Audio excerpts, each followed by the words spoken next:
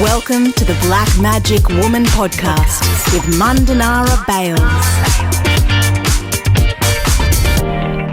I'm here on Kabi Kabi Country and I've just run into one of my uncles, and I actually saw him on Ghana Country about 2 years ago. I think it was 2 years ago. Could have been a year ago.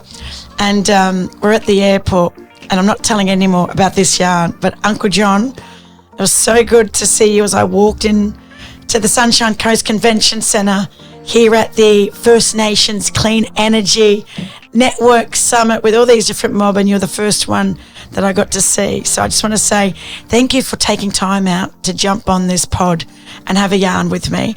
For my listeners, but also viewers now on YouTube, thank you for joining us as well. Got a few more subscribers, which is deadly. Tell us a little bit about yourself, but we'll start with your name and who's your mob, and maybe a little bit about where you grew up. Honourable Mandanara. As I said this morning, you just turn up, there's this universal alignment that occurs in each of our lives. And you, my girl, you turning up this morning was a blessing and a reminder of this meeting that we're having here, this gathering on Kabi Kabi Country. And I thank them for their hosting and creating this culturally safe environment for this powerful conversation about First Nations clean energy.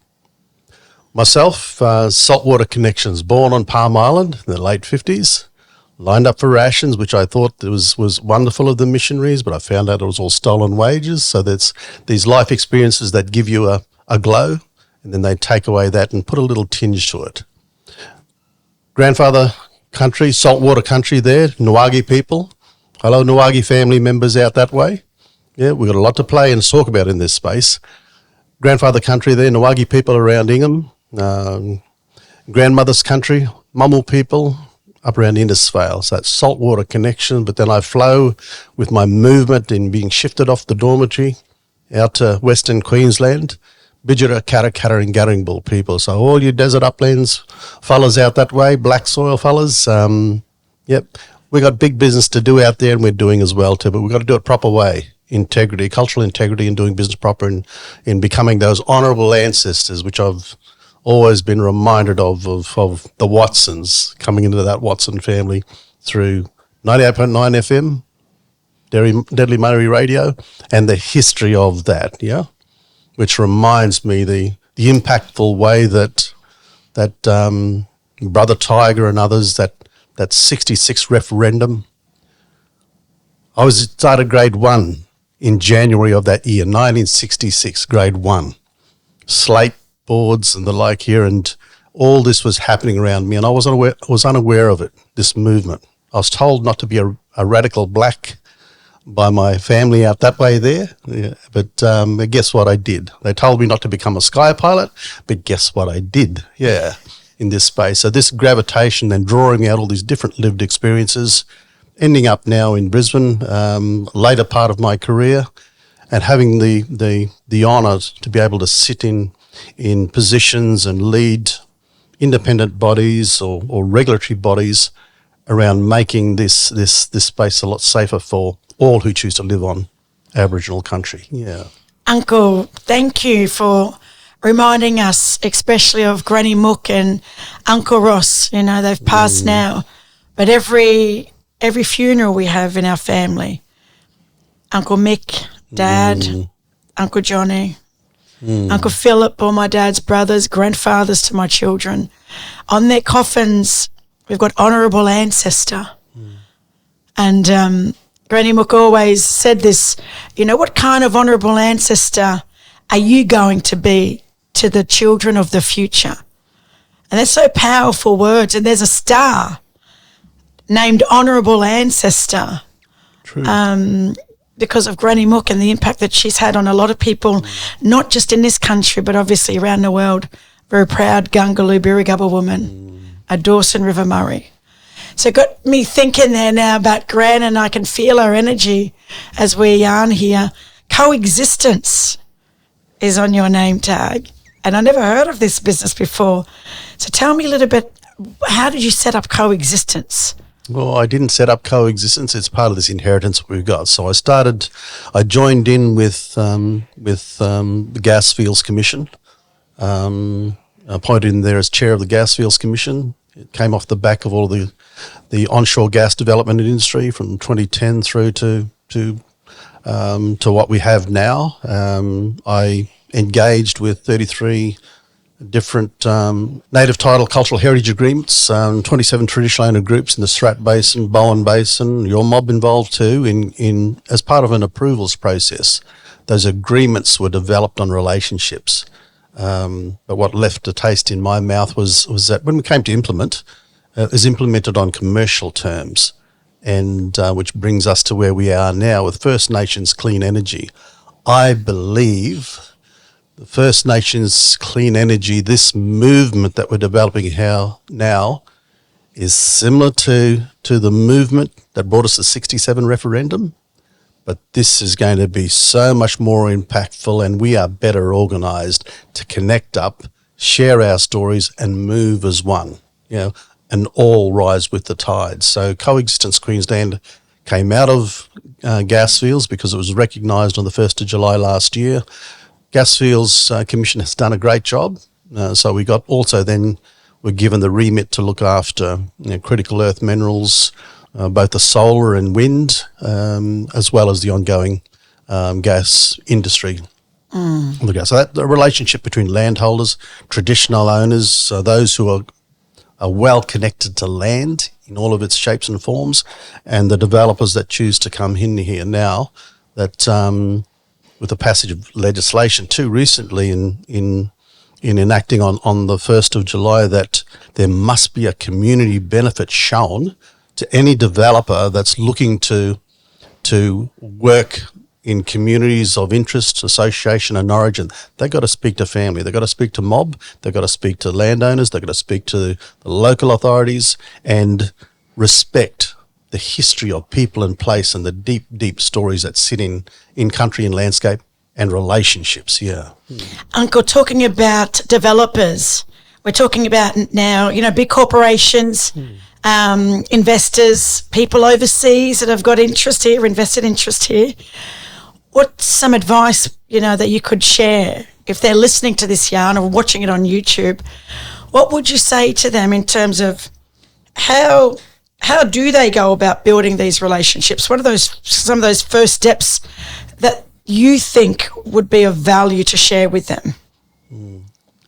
Start early having the conversations and be very clear in what you're bringing to the table. Make the interests explicit rather than talking round ways and the like. It's was suggested yesterday that how we engage when we know someone gammon come into the room that aren't straight up and down. We've got our own cues. We read body language and the like, and these sounds that we issue with you. We know when someone's gammon. So look, come in and be respectful of people and place and take the time. Don't come last minute. FPIC or free, prior and informed consent means start early and give of self and interests and agendas up front. We can save so much time. We can save so many dollars being spent on costly legal processes and the like if we simply just sit opposite each other like we're doing here now, girl, and having this open-hearted, open-mind conversation and use those body parts as we have. We've all been told use them in proportion. 2 eyes, 2 ears, 1 mouth. Use it in those proportions. So listen. Yeah, as the wisdom of old people say, listen. Yeah.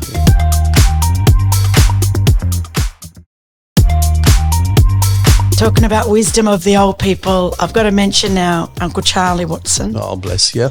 Still around, Uncle Charlie. Wadamuli to you, my deadly uncle. And Aunt Lilla out at Jimbalunga nursing home. And Auntie Mary, the 3 elders that, I was privileged and honoured for them to ask me to go into business with them and start Black Card. And it was really about teaching people about Aboriginal terms of reference, not cultural awareness, about our accumulated knowledge that comes from this land that developed over millennia how do we engage? How do we build relationships? How do we conduct ourselves, especially as visitors on other mobs' country? So Aunt Lilla or Dr. Lilla Watson, these Aboriginal terms of reference, you can call them Indigenous terms of reference, but they are the core principles, the foundational knowledge that we teach at Black Card. Relationality, the law of obligations, the law of reciprocity. But everything is embedded in relationships from a First Nations perspective, in how we get along, how we settle differences. And I think it's such, and I don't think I know, and I've been taught this and schooled by the elders, that we developed a sophisticated governance system. We developed this governance system that we don't think exists anywhere in the world when it comes to other Indigenous groups, because it's lateral, it's flat. Male and female sitting side by side, and community coming together when it's community business. But we've got men's business, we've got women's business, and there's respect between the two. So if men are coming into a community, maybe they should bring a female colleague with them as well, because they don't know if they're meeting with male and female. Or if it's a young woman coming in, make sure she's got an older female or a male there to come with two people instead of just the one. Some of those cultural protocols are not known. Well, I would say most of our protocols are not known to most Australians because they haven't taken the time. And you mentioned this. Allow for time.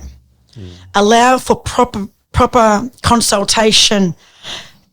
Don't come with an agenda. Maybe come with building the relationship. Come with the mindset that you're here to build a relationship, and maybe the agenda comes next time.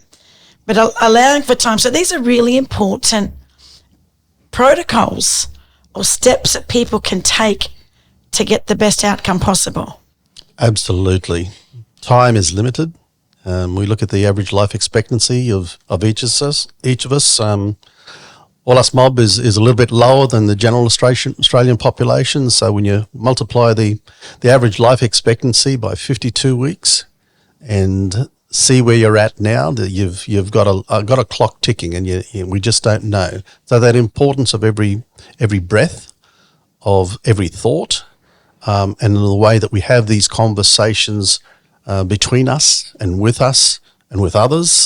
It's a little bit like the Nicene Creed, if you like, if you wanted to borrow a white fella comparison. That it's a prayer of approach.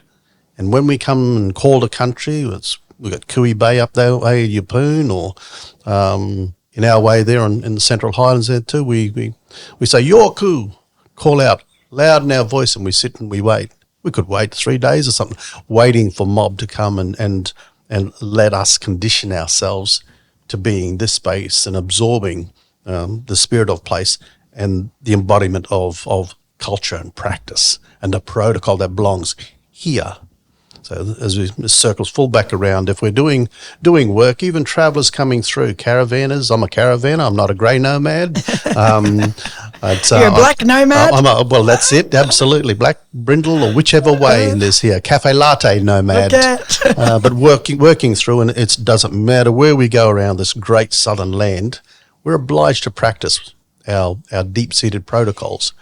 And if others that travel country adopt some of those protocols or the ways of being, knowing, and behaving, there's an opportunity for us to have some deep exchanges as we pass through country, not just through the lens of a camera, but through the relationships that we have here and with that person and there. And the offerings, the gifts come manyfold to say, well, you should come and stay here when you come to Victoria, or whichever way, yeah? Mm. Yep. Those protocols are extremely relevant for now, and we could do so much more of all of us, each of us, no matter where we come from originally, joining us mob here. Enjoy the benefits that come with being with us. Yeah, it's not a competition. We're going to share this, yeah? Yeah. I love that, Uncle. You just reminded me about, we're talking about protocols and country, and letting mainstream Australians know it's okay to adopt some of our customs and protocols. In fact, it will make them, I would say, much more connected to this country and give them a deeper sense of belonging, which a lot of non-Aboriginal people, they don't experience this sense of belonging that we experience in our country and on our land. Even when we're in other people's country, we still know. Well, I know for a fact, growing up in my family and my community, I know where I belong. And that's also a privilege. And I know that a lot of our mob have struggled with that sense of belonging because of past government policies. With that welcome to country and acknowledging country, we talk about it being an ancient diplomatic protocol, a tradition that has been practiced for tens of thousands of years. And then we showed the Aboriginal languages map of Australia, the IATSIS or Horton version, and remind people that this is probably the earliest example of a human government than anywhere else in the world. And even though we're being a little bit biased at Black Card, we believe, and this is what we share with people, we believe that Aboriginal people of this land invented diplomacy. And what does that mean? You know, how we engage with each other, it's about minimising the potential for conflict. It doesn't make peace, right? But it lays the foundations for positive interactions with each other. And there's another concept that little Aunt Mary talk about in terms of this congenial fellowship. And Lieberman, a sociolinguist, talked about it when he lived with their mob on Aranda country. I said that he never come across another group, Indigenous group in the world like blackfellas, which is our people here, that worked so hard at relationships with each other. And whether he coined that term or not, I'm not too sure, but he was the one that talked about this congeniality. To be congenial is to create those good feelings amongst the group. And that's what we need to remind not just non-Aboriginal people about. I think it's now our own mob. As you say, you've got a lot of work to do. We got a lot of work to do, especially in this clean energy space and the renewable energy and these transitions into clean energy. What could we hope for the future, for our mob in particular, when it comes to understanding what does clean energy and renewables, what does it even mean for us? What do we need to look out for? It's this lessons of coexistence that comes from thousands of generations in being in this space. Allows us to share wisdom and understanding of what it means to be here. We all have our mob. We all need a mob. A lot of us are finding our mob. But to those who are curious, I know another phrase that has understood. You mentioned diplomacy, longer standing, but the same here. Insofar as travelling between country here, we've got the world's oldest passport system, and that came by a message stick or by the behaviours that we had when approaching country and the like. So I was suggesting there before that when you are travelling country, be with us, have these conversations with us, don't fear us, don't be frightened of us, sit with us and deepen understanding of how you might coexist in place and space, but also within relationships. Yep, we've all got one. A lot of my friends said, I've got one. I've got a black fella, he's a good friend. And, well, so have I. I've got 97% of Australians out there as potential friends. So how rich and blessed am I? Yeah? Mm-hmm. It's certainly how we can just remind people of our way, the old ways, our way of this, I don't know what it is about our mob in terms of just being so approachable, so accepting, so forgiving, so loving, so understanding. And even Granny Mook used to say, when you speak those words, they can't come back. When they leave your mouth, they're gone. So think about what you say. They're in the wind. They're in the wind. They're in the wind. My Nana Mully, Carrie Mully Thompson, had a term, bintha which means you open your heart. You open your heart, but you be careful how wide you open that heart, because there are others who might take advantage of, but bent the way. So it's a practice down through the generations and be open-hearted. Yep. There's a risk in that. Love everything else that comes with relationships. There is a risk in that, but this is a great risk to be taking, to be sharing space, time and energy between each of us, coexist. Uncle, what a beautiful way to wrap up our yarn, and just saying thank you for giving me your time to share your knowledge, your wisdom, your experience, the work that you're doing, the work that you're embarking on here on the Black Magic Woman podcast. I just want to say thank you, and looking forward to more yarns with you in the near future. Oh, look, thank you, my girl, and I just love this extended family connection with you and yours and those aunties and uncles, Deadly. Watamuli. Watamuli. You mob, there is more to come with a lot of the mob that are gathering here on Kabi Kabi Country for the First Nations Clean Energy Network Summit. Over 450 delegates are here, and I can't wait for you to hear some of the other amazing conversations that have been recorded on this beautiful land. I hope you've enjoyed this deadly yarn. Instead of me saying until next time, bye for now, I'm going to leave you with the words in our language, or word in our language that says not goodbye, but we'll see you soon. Watamuli. If you'd like any more info on today's guest, please visit our show notes in the episode description. A big shout out to all you Deadly Mob and allies who continue to listen, watch and support our podcast. Your feedback means the world. You can rate and review the podcast on Apple and Spotify, or even head to our socials and YouTube channel and drop us a line. We'd love to hear from you. The Black Magic Woman podcast is produced by Clint Curtis.